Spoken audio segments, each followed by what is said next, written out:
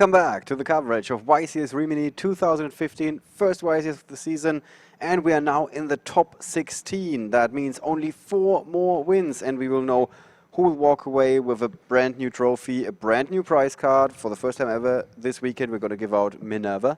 Yep. And, well, excellent glory and everything, all that comes with a, with a victory. Yeah. Yes, but most people are caring about the prize card. Yeah, And brand new prize card. Yes, and yeah, that's some super exciting card. Speaking of super exciting cards, we have seen Cosmo going to town this weekend, showing us that the new cards can keep up with the established archetypes. And we're going to savor the moment a little bit longer with Peter Gross still remaining in competition. Unfortunately, Peter Gross was going up against Ritual Beasts. So the one Ritual Beast deck in the top 32, one of those so-called rogue decks, has been kicked out by Cosmo. Yep. And you are feeling pretty good about this, I guess. Yeah, well, Peter's still in. I mean, he was looking a little frustrated during that last match when I was seeing him. It took quite a while, right? So yeah, I think he just needs to. I'm gonna go, get him a bottle of water, get a Rocky montage in. We might be able to make his way all the way to the finals. He do whatever it takes. Yeah. And the player that I ended up settling on, because we're playing Fantasy Yu-Gi-Oh!, we're predicting the winner of this tournament, is Piran.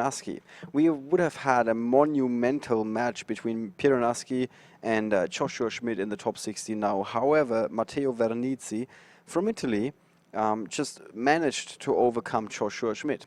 That is why we thought, okay, let's go with the Legend Killer against one of those, well, very popular players and also very successful players in Piran. It is a Nekroz mirror match. And some people, when they hear that, they don't like it. They're like, Nekroz is already the dominant deck. Why do you show us a mirror match? Apparently, the most interesting match that you can watch with Nekroz is Nekroz versus Nekroz. Yeah, well, so I thought the Nekroz mirror match was kind of tainted by the Jin lock that we've now gotten rid of. I thoroughly enjoyed playing the Nekroz deck when it first came out in the OCG, and they had we were talking about this before, the meta differences. We kind of play to not lose, whereas they play to win. Right. I think you never said that on the stream. Yeah. So you can elaborate a little bit on that, because people are like, what is he saying? Yeah. So it's like we usually play quite a lot of defensive maneuvers, not necessarily. So we still see these massive boards of monsters and things like that. That we're trying to win in that fashion, but instead of kind of taking that risk all the time, we choose to be a bit more passive and conservative. Right. Yeah. And in the OCG, I think to begin with, they weren't even playing the Jin at all. Yeah. They were just playing the big set of engine cards.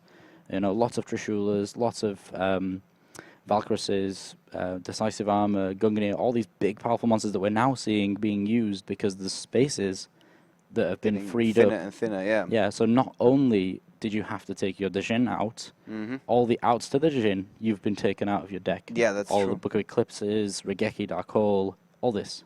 So that's a very different version of Nekroz compared to the last time you've seen Nekroz on the stream. That's one of the reasons. And also in a Nekroz mirror, there are certain particulars that can make a very big difference. Yeah. Luke is going to explain that to you, what's going through the heads of the players.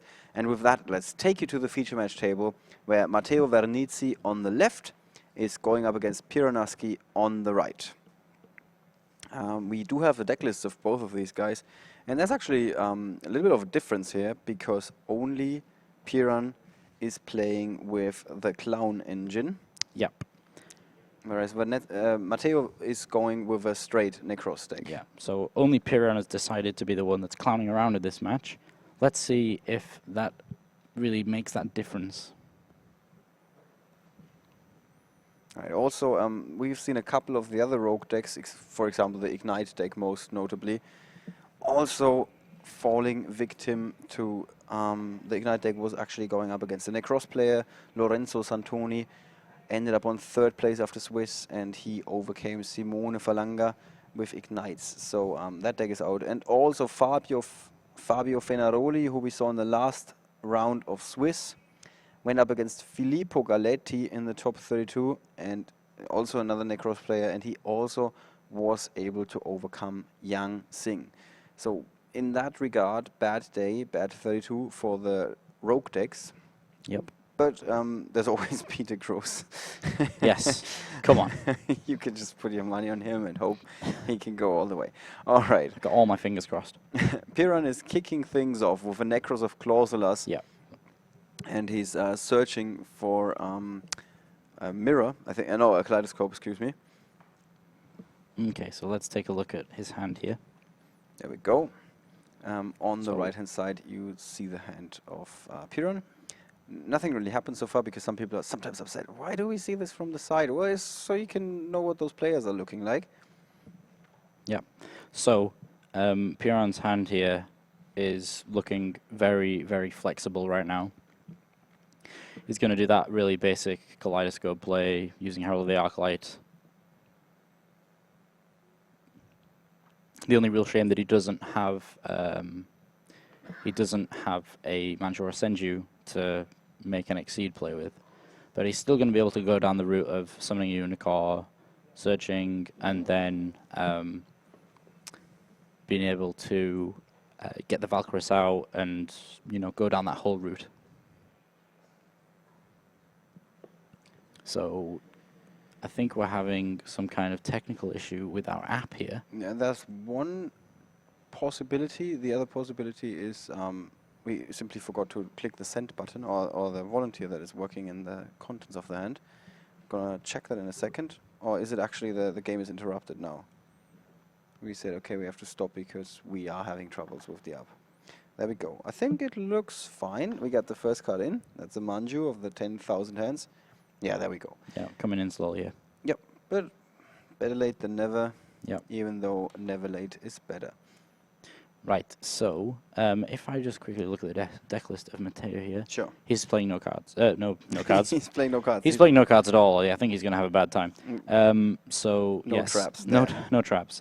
So the key thing here is they're both playing Mystical Space Typhoon, but Matteo is playing 3 of those. So they are basically completely useless. Right. Against Piran, yeah. Yeah. And Piran is playing how many copies? 2. Piran's playing 2, and Matteo is playing 3. Yeah, okay, so not much of an advantage for Matteo. No. If anything, the only card that you would set, like realistically, other than Mystical Space Typhoon, is the Book of Moon here. By the way, he's not going for the Herald of the Arclight. Ah, okay. He's going to go 12, and then he's just going to tribute off both and draw 2. Yeah, Unicorn, Valkyros are coming out. This is the alternative play that you can perform with one of those level 12 monsters from your extra deck. This is sometimes you're wondering why are these guys playing these cards in their extra deck. It is solely for the reason that Kaleidoscope can send them to the graveyard to bring out something super strong. Yeah, so here we sent the Blue Eyes Ultimate Dragon. Now the way the Kaleidoscope works is you have to match up the levels, so you can send the Blue Eyes Ultimate Dragon, which has 12 stars, and that's going to match up to these 12 stars that are made up of a Unicorn, which has 4 stars, and a Valkyris, which has 8. So by the looks of it here, he's going to use Valkyris' effect. He's going to tribute the shirt from hand and a Unicorn. So this now means that he will have cards on the field at the end of his turn. At least for the time being. Yeah, well, I don't think there's a chance for him to get rid of them. No. So if that is the case, why is Piran going for this play? Maybe, he didn't start with a Manjora Senju. Maybe he's looking for a Manjora Senju. I don't think, looking at Piran's hand here, no, he's not going to be, well, he can unoptimally get rid of his whole hand. Oh, no, not even, because he's already used Bryanak and Cautelus. Maybe just now he's realizing, oh, I've left that Valkyris in the wrong place. Let's see. Normally, Piran is not known for making such mistakes. Yeah, maybe he's got an ulterior motive going on here. Speaking of mistake, in the last round, in the top 32, we saw that situation where mistake hasn't been activated by our not Young Sing player. Sorry, our Burning Abyss player, Daniele Montagnani. And I asked him after the match, and he told me that he wanted to wait for his opponent to activate an MST on skill drain. Yeah. Hoping for that, maybe a little bit too hopeful, because in the end that dream didn't come true. Yeah. And so he basically lost on his first turn in the second game. Yeah. Just because he didn't activate the card. Yep. All right. So Piran is now left with these 4 cards in hand, and he passed play, interestingly enough. Matteo, on the other hand, he has got all the options, thanks to the Manju.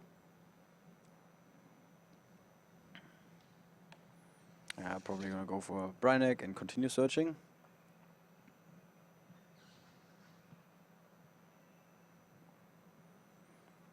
So do you agree with Piran's opening here? Well, yeah. Leaving that Valkyros wide open. It kind of makes sense if it was not against Nekroz. But yeah, we'll see. As I say, these guys don't get here for no reason at all. Yeah, but since Piran is friends with Joshua Schmidt, it's extremely fair to assume that he knows his opponent is playing Nekroz. Because, again, Matteo Vernizzi overcame Joshua Schmidt in the top 32.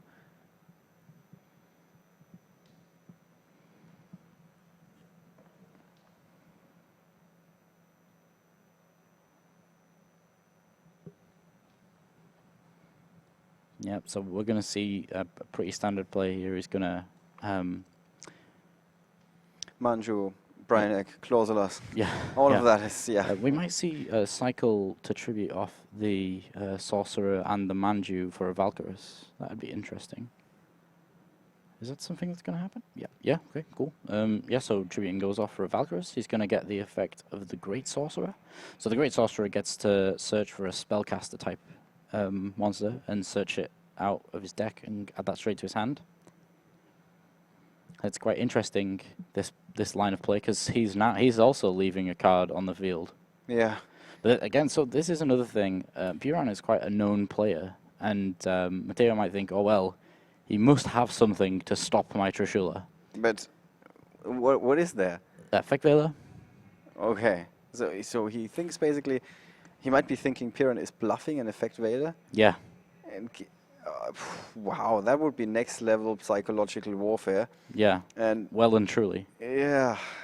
This is interesting. You might be giving your opponent too much credit for a move that they are not even trying to do. Yeah. And in return, you are failing to take advantage of the situation. Yeah. All right, here's a Raigeki. So yeah, definitely not going to play Trishula. Yeah. Yeah. True that, yeah. Wow, and that's it. So Piran Asci going with this risky opening. So yeah, remember how I was saying about us playing to not lose? That's basically one of those situations. I feel like, of course we have all the information, but if he'd have just gone all out there. Yeah, that's definitely something very, very interesting.